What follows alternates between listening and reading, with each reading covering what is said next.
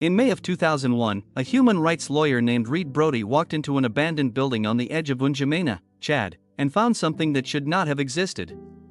The headquarters of the Direction de la Documentation et de la Sécurité, the DDS, had been sitting empty for 11 years.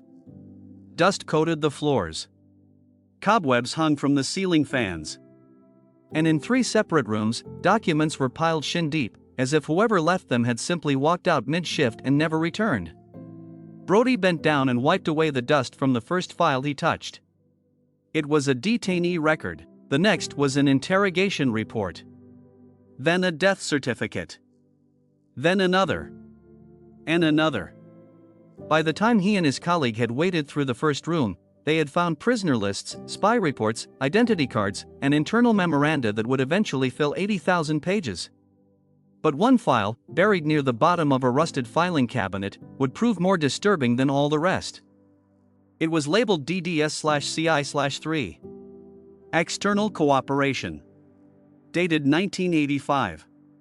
And inside were budget line items that turned a torture regime into a spreadsheet. To understand what that file meant, you have to understand what the DDS actually was.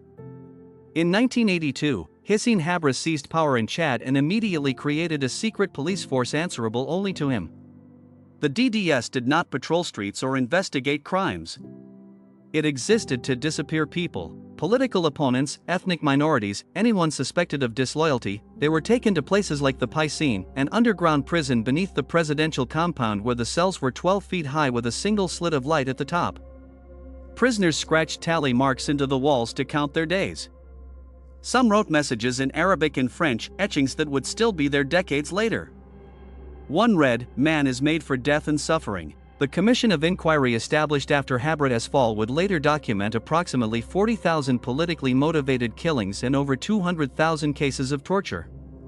But numbers that large can numb you. What the DDS/CI/3 file did was something worse. It made every single act of cruelty cost something. Line item 1, interrogation materials. Line item 2, prisoner feeding. Line item 3, chamber maintenance. Each entry had a date. Each date matched a known atrocity. The file did not describe what happened in those chambers. It did not need to.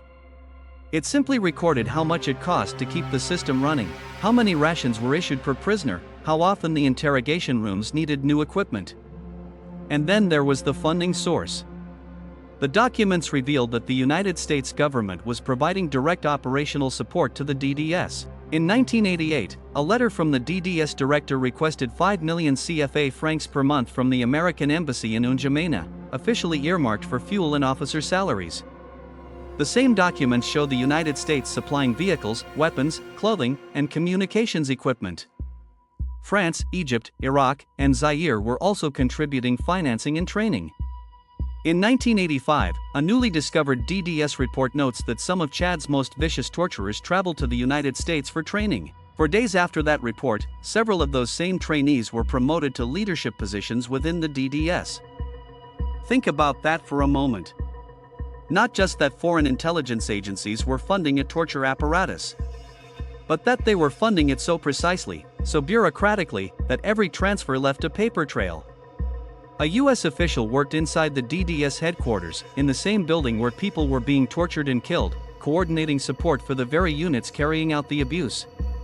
The emotional weight of the archive did not hit Brody in the filing cabinet.